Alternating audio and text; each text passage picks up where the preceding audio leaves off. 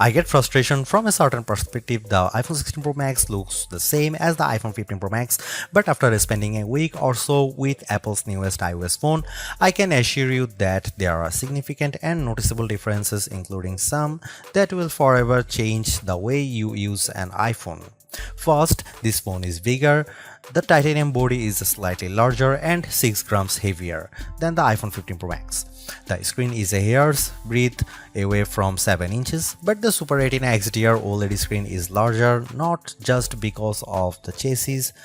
Apple slimmed down the bezels on the iPhone 16 Pro and Pro Max to give you a giant 6.9-inch canvas of bright, colorful pixels. The other major difference is a new button on the right side below the power or sleep or Siri button. Apple would prefer that we do not call it a button, though it is in part 1. You can press the recessed camera control button down and it moves, but it also has a haptic response that makes light presses feel like the button is moving. It even includes gesture recognition. While the new button's name and its primary utility speak to photographic pursuits, this is a customizable control that will soon offer one-press access to Apple's new Visual Intelligence Object Identification feature. On the inside of the iPhone 16 Pro Max is a faster and more efficient A18 Pro. It's not hugely different from the A17 Pro that came before it, and most customers will never tap into its true power, but it's clear to me that Apple's Pro line of smartphones are more than ready to live up to their names. If there was ever a pocket supercomputer, the iPhone 16 Pro Max might just be it. All this hardware is in some ways no more than a vessel for Apple's next big thing, Apple Intelligence. However, Apple's own take on AI is also the greatest source of frustration, as it's far from complete. In fact, early iPhone 16 customers won't see much of it at all unless they install an iOS beta. Features like writing tools, a prettier and somewhat smarter Siri, summaries of long emails, and Photos updates such as creating your own memories based on a prompt should show up soon after the iPhone 16 Pro Max starts shipping, but other features are essentially to come. There is no image generation, Genemojis, ChatGPT integration, or support for languages other than English, and Siri has yet to display any of its existing personal context capabilities, which might be Apple's secret weapon when it comes to winning the AI battle. Siri with Apple Intelligence will eventually be able to use what it knows about you from all your information on the phone to better help you get answers and get things done. All of this might show up this year or it might be next year, and that fact puts a little damper on my iPhone 16 Pro Max enthusiasm. If you are not buying this new iPhone for Apple Intelligence, then allow me to direct your attention to the formidable camera array. While it's not entirely new, there is a new and faster sensor behind the 48 megapixel main fusion camera, and the ultrawide makes a leap from 12 megapixel to 48 megapixel. The 5x optical zoom is mostly unchanged, as is the 12 megapixel true depth selfie camera. There are, however, myriad new imaging and even audio tricks that I'm certain every iPhone 16 Pro Max owners will love. There's 4K 120fps videography that can, via a new speed tool, be stopped down in increments to give your videos a truly cinematic feel. There are also new audio mix tools that, in certain environments, can add studio quality to audio that wasn't captured with a microphone. Apple has also added some new image styles and undertone controls that I'm not sure will get as much use as Apple would prefer. If you are asked to me, the choice between the base iPhone 16 and the iPhone 16 Pro Max is simple. You gain a ProMotion display, a 5x zoom camera, and Apple's most powerful mobile chip. The differences between the iPhone 16 Pro and 16 Pro Max, however, are more subtle this year. There's the screen size, 6.3 versus 6.9 inches, and the battery size, which results in at least an hour of extra battery life, and that's essentially it. The 5x Tetra Prism lens is now on both phones. Perhaps the only other notable difference is that iPhone 16 Pro starts with only 128GB of storage. In short, I love the iPhone 16 Pro Max. It's big, powerful, and for everything. Yes, I was playing a console level game on it using an Xbox controller because I can. It takes lovely photos that, even if you choose not to try out, the new styles and undertones are clear and color accurate. Apple Intelligence, which I accessed by installing iOS 18.1 developer beta, is a nice start with some cool features, but it's not yet a compelling reason to upgrade. I feel similarly about the camera control button. Don't get me wrong, I like the new button and I think it's full of untapped potential, but there's almost a bit of competition now between the 1-year-old action button and this new, arguably more sophisticated one. Those who buy any of the new iPhone 16 models will probably get a lot of use out of the camera control button and wonder how they used their iPhone without it. In the meantime, the action button might sit unused until Apple eventually shows it the door. It might seem like Apple's phone design strategy is now why mess with a good thing. In some ways, that's true. The iPhone 16 Pro Max doesn't stray far from the aesthetic first established with the iPhone 12, but also carries forward the myriad challenge made over the last few generations, like the smoothed out edges and new action button which replaced the silent switch on the Pro models last year. Its dimensions are close to those to the iPhone 15 Pro Max but enlarged by a few millimeters here and there. The 16 Pro Max is 163mm by 77.6mm by 8.25mm and weighs 227 grams. That's 6 grams heavier, 3.1mm taller, and 0.9mm wider than the iPhone 15 Pro Max. If you are comfortable holding and using the iPhone 15 Pro Max, I suspect you will have no trouble with the iPhone 16 Pro Max. I can't say the new phone felt substantially larger in my hand, but I do notice the difference in screen size.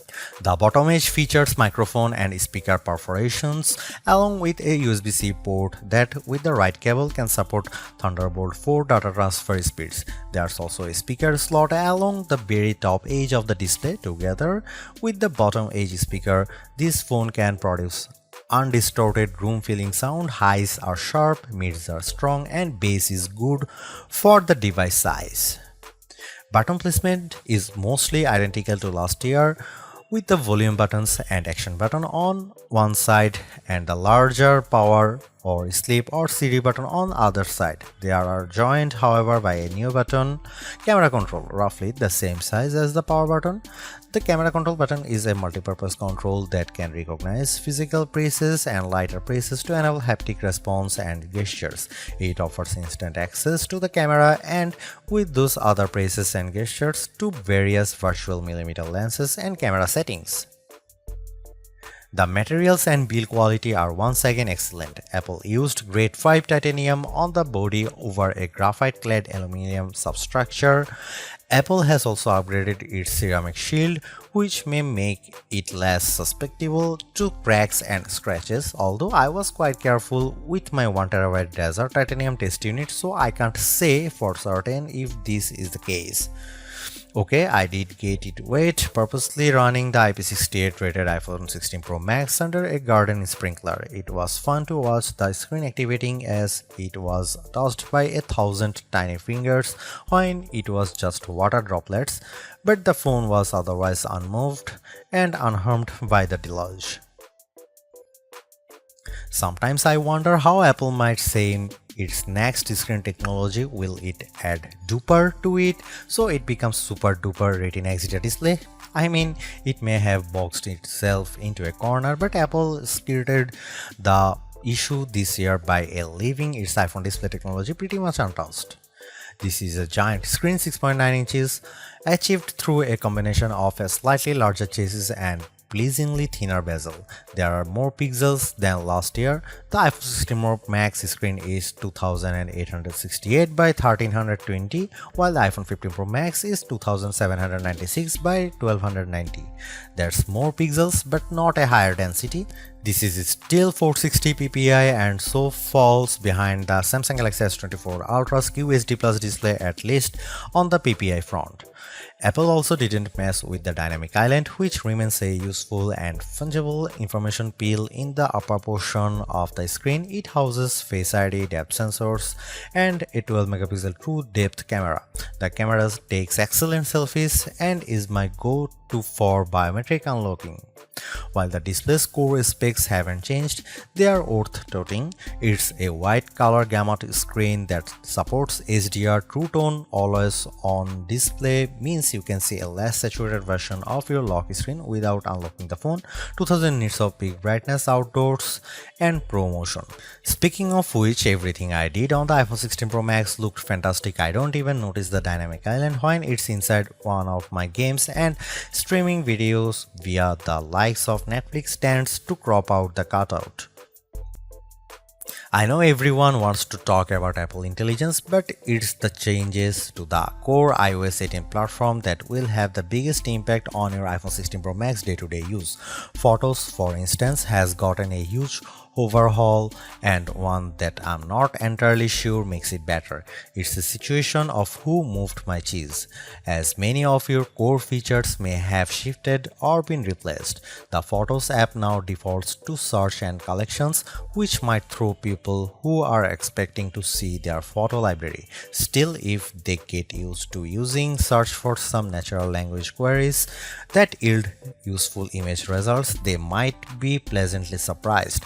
The iOS interface is now more customizable, and if you want, you can leave spaces in your app grids. You still can't place an app icon in space that, say, straddles two spaces in the invisible grid, but I think people will appreciate this new level of flexibility. Apple seems a bit obsessed with summarization. Summaries exist in writing tools and in the new Safari, which has a slightly hidden highlights feature. Look for a tiny hamburger menu on the left side of the address bar. You can use that to turn it on, and it will take, for example, a lengthy New Yorker article about Ronald Reagan and condense the thousands of words into a paragraph summary. Impressive. So I worry that such a boil down might leave out important nonsense. There's even a new passwords app that consolidates and surfaces all the password feature Apple has previously hidden in features like keychain. Now you have an easy to access app to manage sometimes confusing password and security word. One of my favorite new iOS 18 features is Math Notes. Inside Notes, you can scribble any question, and when you put an equal sign at the end of it, Math Notes automatically solves it and writes the answer in what will look just like your own penmanship. It's a smart bit of machine learning. None of this is as sexy as Apple Intelligence, but this and the myriad of other changes coming with iOS 18 might be more readily practical than what you can currently do with Apple's AI efforts. Apple's 13-year-old digital assistant has burst out of its floating bubble, and now when you summon it, takes over the whole screen. I switched between calling Siri by name and using a long press on the power button to call it, and each time the entire screen was encased in a beautiful multicolor glow. The display almost appears to flash when you press that button, and when you make your request, the screen pulses in response. Siri really seems more alive than ever. This, too, might be the most exciting part of the update. Apple Intelligence features that give Siri access to information about you on the phone to make its responses more contextually relevant are not here yet, nor are app insights that might help dig into applications to enable features and actions. Instead, we get a Siri that is somewhat better at handling the ahs and ums that sometimes happens when you are trying to craft a Siri prompt. I found that Siri can understand some confused talk, although if you are nearly incoherent, Siri will be lost too. Siri did well on some question and was effective at opening the FaceTime camera when I said I wanted to take a selfie. It also did well when I asked how I could share my Wi-Fi password, returning a concise step-by-step guide. One other nice Siri update is the text to Siri. All it takes is 3 taps on the bottom of the screen to open a Siri window in which you can type in your prompt. It's a nice, discreet way of getting the answer or help you need. Writing tools, which you can find when you type text in notes, emails, or messages, offers to make your writing better in a variety of ways. I'm a confident writer and communicator in email and messaging, so AI assistance in these tasks doesn't appeal to me. There are 2 millions who feel otherwise and may find these tools useful. I noticed how while writing tools offers to make your text more professional, concise and friendly, it does a stellar job of never losing a misconstructing the meaning of your original text. Photos is where Apple Intelligence shines. The new cleanup option in Edit is effective at removing unwanted objects from phone. When I opened a photo and tapped the cleanup eraser icon, it immediately offered to remove a few people from the background of my photo. I wanted to keep them, so I choose an object I wanted to remove, drawing over it. Precision is not a necessity. I drew over parts of it and cleanup identified the complete object. When I took a picture of my wife at an outdoor restaurant, I noticed that you could still see all the cars parked behind her. I used cleanup to remove them one by one. It did a good job. In all, Apple Intelligence shows early promise, but compared Google Gemini and Galaxy AI, it seems a bit limited. Siri still doesn't have that open LLM feel where you could ask it almost any question or solve any problem. There is no AI image generation, not even the promised Gen emojis. It's still an English-only tool, and the promised third-party integration with ChatGPT and potentially Gemini have yet to materialize. It's a good effort, but this version of Apple Intelligence is not the one that will spark a billion upgrades. While Apple hasn't radically changed the iPhone's camera array, there are enough changes in hardware, software, and image processing, along with the aforementioned camera control button to make the imaging system feel fresh and new. On paper, we have just one notable megapixel upgrade, the 48 megapixel ultra-wide camera, which will not only improve wide-angle shots but has a measurable impact on macro quality. Still, even though Apple didn't squeeze a much higher pixel count into the main camera, it did upgrade the sensor and is promising much faster shutter speeds, and the autofocus is now enhanced with dual autofocus sensors. These are the kinds of incremental changes that should improve both the experience of using the quality delivered by the main camera sensor, but they are also hard to measure. More on that in a bit. The 12 megapixel 5x optical zoom is essentially unchanged from last year's iPhone 15 Pro Max. The biggest news here is found not on this phone but on its little brother, the iPhone 16 Pro, which also gets the tetra prism lens. Last year's Pro model was stuck with a just 3x optical zoom camera. Similarly unchanged is the 12 megapixel FaceTime camera on the front. Here are some camera samples of iPhone 16 Pro Max.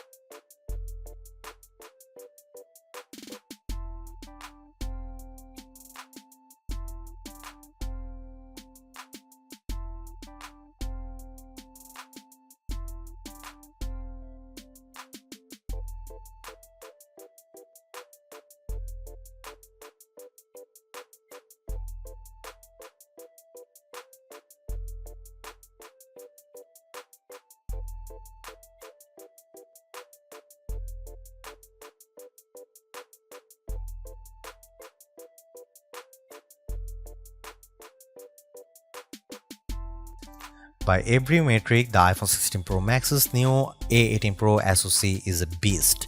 It outperforms the A17 Pro and Qualcomm's Snapdragon 8 Gen 3 in most benchmarks, while Apple isn't backing the CPU with as much memory as you might find in, for instance, a Google Pixel 9 or Samsung Galaxy S24 Ultra. The iPhone 16 Pro Max and its A18 Pro chip make good use of the 8GB it has. That the iPhone 16 Pro Max is essentially a mini computer in your pocket should surprise no one. Apple Silicon has provided ample power for everything from everyday productivity tasks to 4K video editing and AAA console gaming. The A18 Pro is no different, but in this case, we have an even larger canvas on which to enjoy its benefits. I'm not sure I could find a task this phone couldn't handle.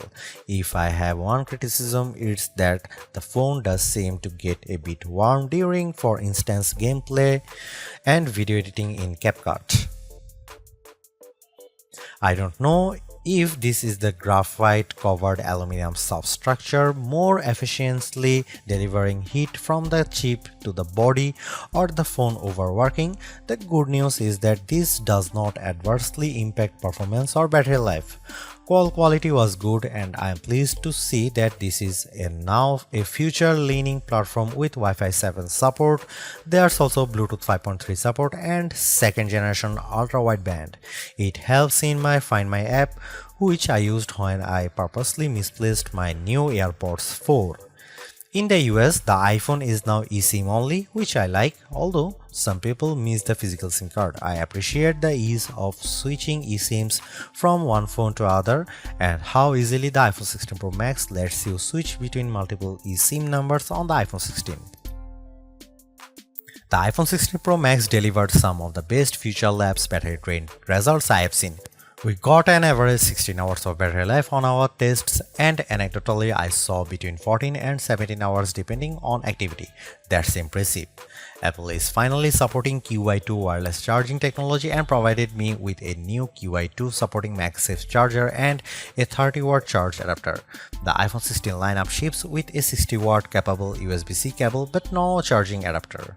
Using those two accessories, I recharged the iPhone 16 Pro Max at 44% in 30 minutes. Apple claimed 50% in 30 minutes, so this is pretty close. A full charge took about 2 hours. One thing not a lot of people know is that with a standard USB-C cable, you can charge your AirPods or Apple Watch off the iPhone. The iPhone 16 Pro Max have everything we have come to expect in a year-over-year upgrade even without Apple Intelligence. The 6.9-inch iPhone 16 Pro Max have a slew of upgrades including a good battery life, outstanding photo and video chops and iOS 18. The iPhone 16 Pro Max are excellent phones worthy of a spot in your pocket if you can afford them.